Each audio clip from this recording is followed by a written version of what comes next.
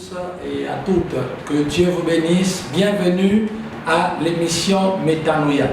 Nous sommes en train de traiter un sujet déterminant sur l'état de l'Église en pleine mutation, l'Église en pleine mutation, ou l'ecclésiastique en pleine mutation. Quand nous parlons d'Église, nous parlons de l'ecclésiastique, c'est-à-dire de l'organisation de l'œuvre de Dieu, de l'organisation physique, morale, de l'œuvre de Dieu. Il ne s'agit pas de l'Église de Christ qui, elle, n'a pas de soucis et aucun problème.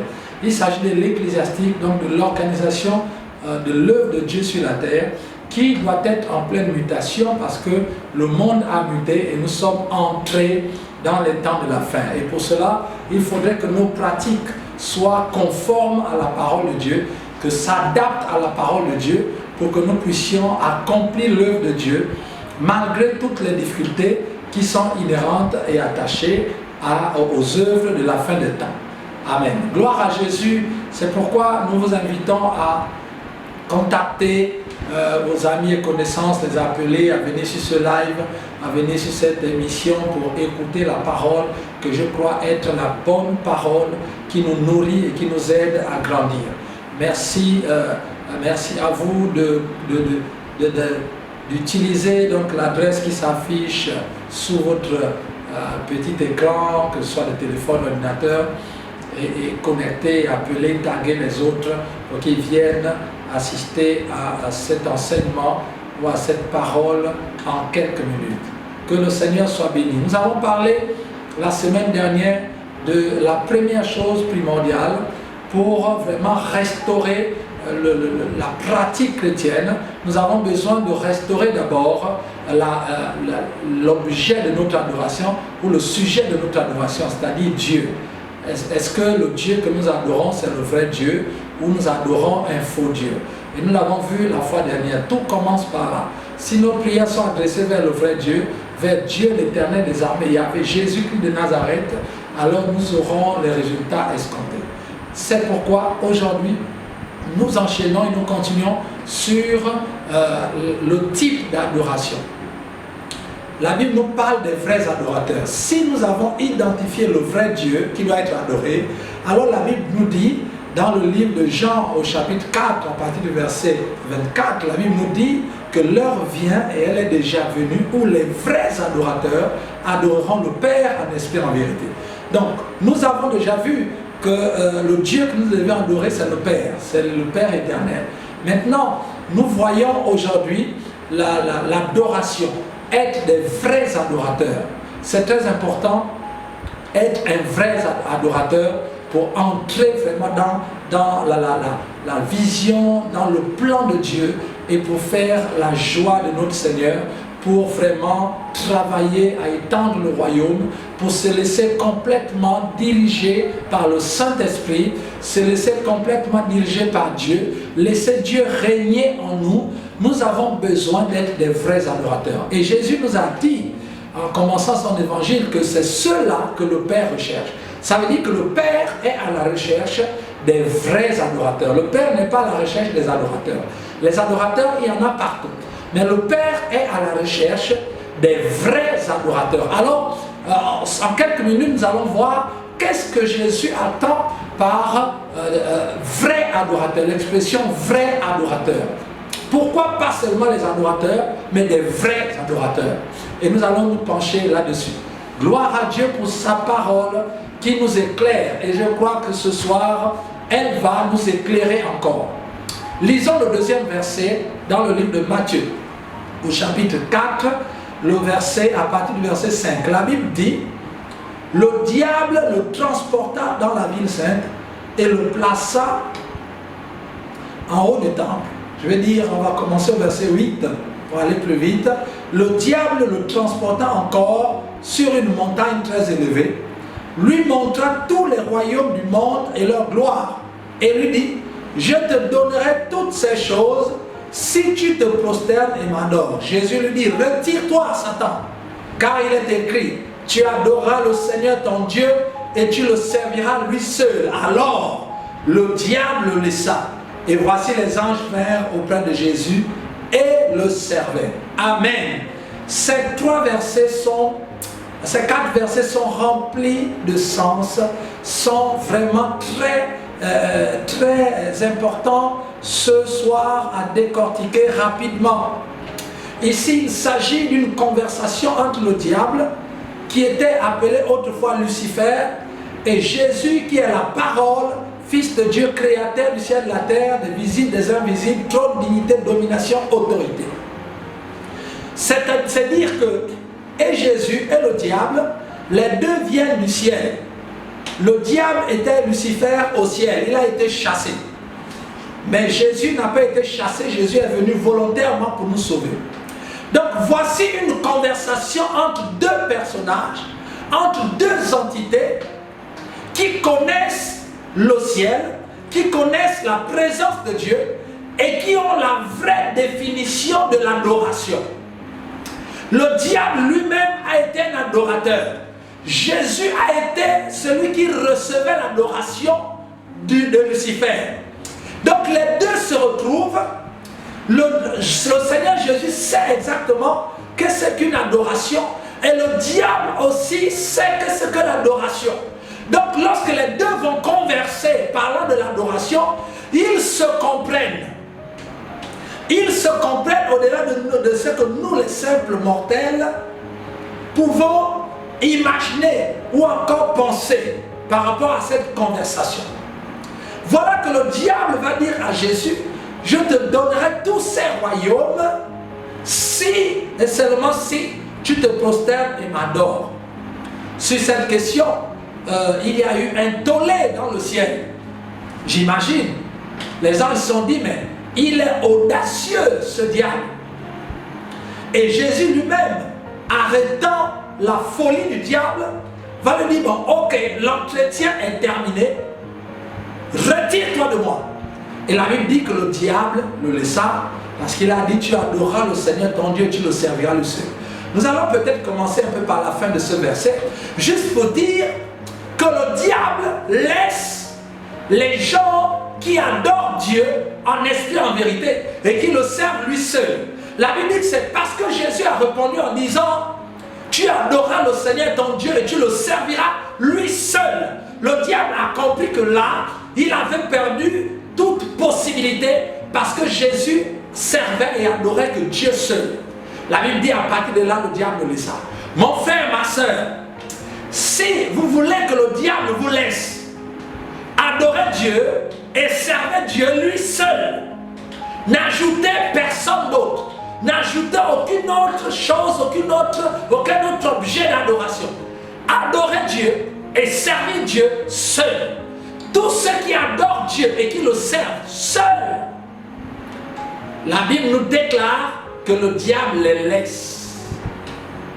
Alors il est important, aujourd'hui il y a beaucoup de gens qui combattent le diable, etc. C'est vrai, nous sommes appelés à détruire l'ennemi.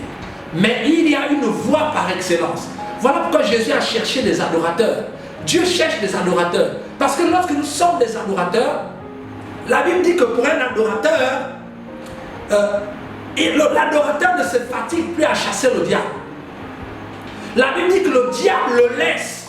Le diable le laisse. Parce que le diable ne peut pas rivaliser et ne peut pas approcher les vrais adorateurs. Mon frère, ma soeur, nous parlons aujourd'hui de quelque chose qui est fondamental dans la vie chrétienne, dans la pratique de la relation avec Dieu, l'adoration. Beaucoup d'entre nous sommes attaqués par l'ennemi parce que nous ne sommes pas des vrais adorateurs. Nous ne sommes pas des vrais adorateurs. Voilà pourquoi le diable attaque. Mais si nous sommes les vrais adorateurs, la Bible dit, conformément à la parole dans le livre de Matthieu, que le diable laisse. Jésus n'a pas combattu pour que le diable laisse. Jésus n'a pas fait des prières de combat pour que le diable laisse. Il a seulement réitéré sa nature d'adorateur, qu'il était résolu à adorer Dieu seul et à le servir. Le diable a laissé. Voilà la première réponse ou le premier élément que je puis te donner ce soir. Le deuxième élément, c'est de savoir, pour être un vrai adorateur, regardez ce que Satan dit. Satan dit à Jésus, il dit, je te donne toutes ces choses si tu te prosternes et m'adores. Donc les deux sont liés. le diable qui était Lucifer sait que l'adoration est liée à deux choses. Il y a deux actions qui font l'adoration. Il y a le fait de se prosterner et il y a le fait d'adorer. Il dit, si tu te prosternes, m'adore. Et Jésus va lui dire, retire-toi. Parce que Jésus a compris le sens. C'est qu'Adam n'avait pas compris et Ève n'avait pas compris. Regardez la condition que Satan donne. Il dit, si premièrement tu te prosternes et deuxièmement tu adores. Voilà, les vrais adorateurs, ce sont des adorateurs qui se prosternent premièrement et deuxièmement qui adorent. Alors nous allons aller dans le grec par rapport à ces mots, parce que ça a été traduit du grec en français. Et dans l'expression grecque, ce verset 9 de Matthieu 4 nous dit, je te donnerai toutes ces choses si tu te prosternes et m'adores. Et le verbe prosterner ici est conjugué en grec dans le sens, ce qui est dit, il est dit pipto. Pipto, c'est se prosterner. Dit si tu te prosternes. Donc si tu te prosternes, pipto, si tu te prosternes et m'adore.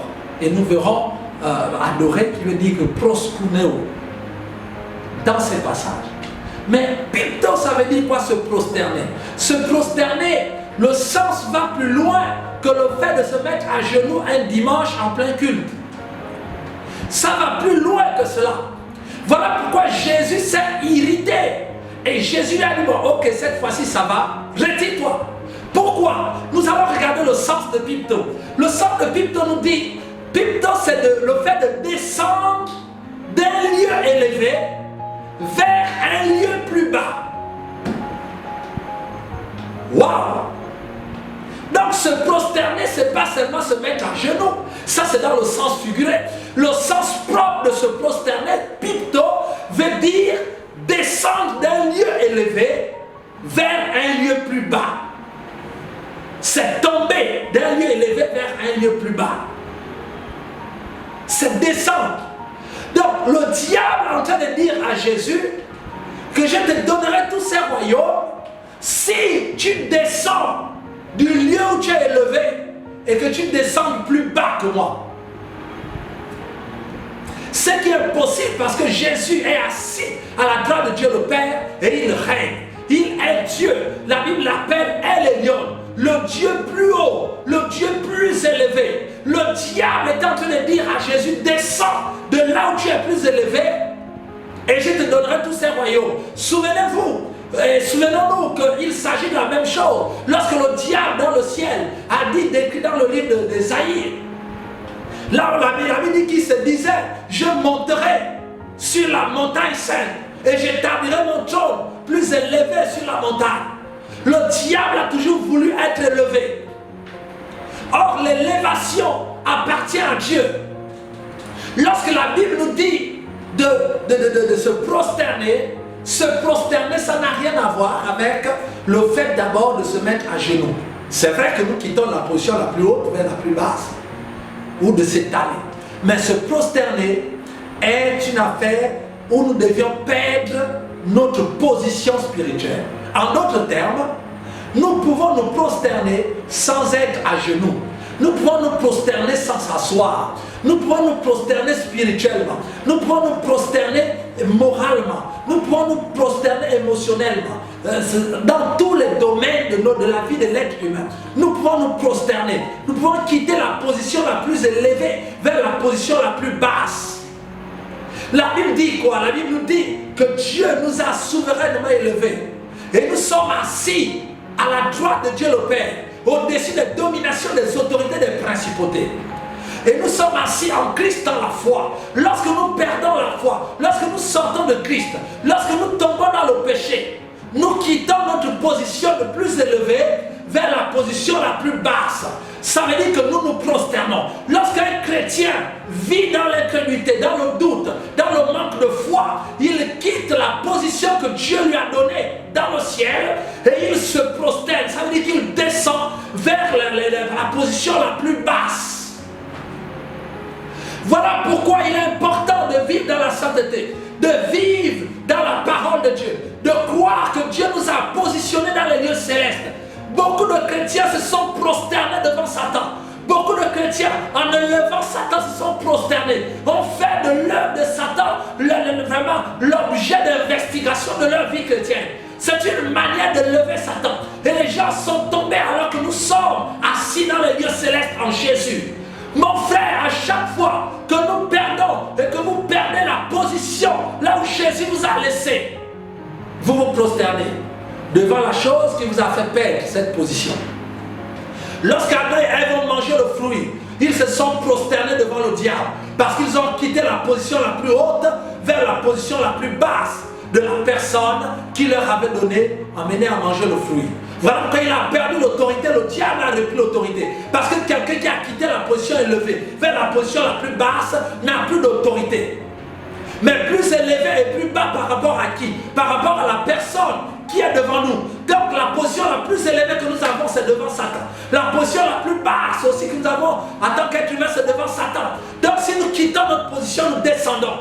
La Bible nous dit que nous sommes en train de pipto, nous sommes en train de nous prosterner. Beaucoup de gens arrivent dimanche à l'église alors qu'ils sont prosternés devant les problèmes de la vie, devant des situations. Ils voient ces situations plus grandes. Ils ont mis ces situations au-dessus d'eux. Lorsqu'ils arrivent à l'église et lorsqu'elles arrivent à l'église, les problèmes ont tellement pris de l'ampleur, de la place, qu'ils sont tellement grands. Et eux, ils sont devenus petites. Et ils se sont prosternés devant les problèmes. Ils prient, pleurent devant Dieu, mais ils se sont prosternés devant les problèmes. Au point où on n'a même pas la foi. On n'a plus la foi de croire que Dieu est capable de changer les choses. Et que ce que la Bible dit est vrai.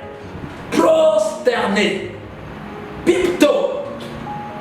La question que je te pose, mon frère, ma soeur, lorsque tu te mets dans la prière, lorsque tu élèves la voix, lorsque tu adores, lorsque tu pries, est-ce que tu pries dans une position prosternée ou pas? Il y a d'autres qui ne sont pas prosternés. Parce que eux-mêmes, leur vie, leur position, leur intelligence, leur élévation sociale, leur position sociale, les maintiennent plus élevés. Ils se voient, elles se voient plus élevées. Elles se voient élevées, ne pouvant pas se rabaisser devant Dieu. Pipto, prosterné.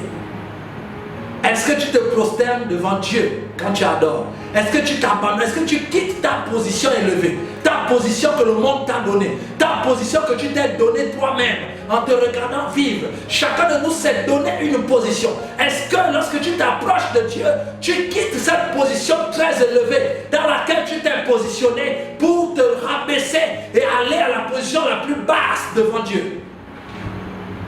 Deuxième chose, c'est de savoir, lorsque tu viens adorer Dieu, prier Dieu, est-ce que tu es prosterné devant Dieu ou tu es prosterné devant Satan avec tout le corollaire des problèmes de la vie? Tu es prosterné devant qui? Quelle est la chose qui t'a fait tomber de la position où Jésus t'a laissé? Est-ce que tu es toujours à la position où Jésus t'a laissé? Se prosterner. Voilà pourquoi Jésus parle des vrais adorateurs. Les vrais adorateurs, ce sont d'abord des adorateurs qui n'ont pas quitté leur position où Jésus les a laissés, qui se sont maintenus à cette position. Les vrais adorateurs, ce sont les adorateurs qui se rabaissent, qui quittent la position qu'ils ont lorsqu'ils sont devant Dieu. Parce que devant Dieu, il n'y a aucune position qui tienne. Devant Dieu, il n'y a plus de bishop, il n'y a plus de pasteur, il n'y a plus d'évangéliste, il n'y a plus de chante, il n'y a plus de faiseur de miracles. Devant Dieu, nous quittons toutes ces positions où Dieu nous a laissés pour nous prosterner devant lui. C'est cela, se prosterner. On se prosterne, on prie, plus dans les fonctions que Dieu nous a laissées. Mais nous nous voyons très petits. Nous nous voyons très petits devant Dieu. Et nous nous rabaissons devant Dieu dans un sens de supplication.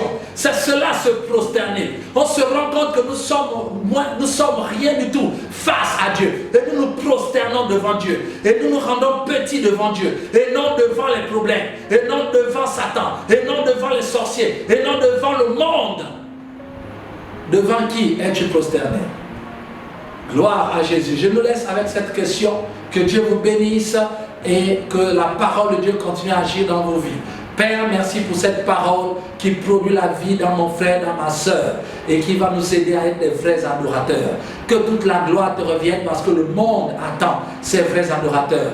Toi-même, tu as besoin de vrais adorateurs pour opérer. Merci Seigneur pour notre nation qui est sauvée. Merci pour l'église qui est restructurée, pour l'ecclésiastique qui est changé. Père, que toute la gloire te revienne. Au nom de Jésus, nous prions. Amen.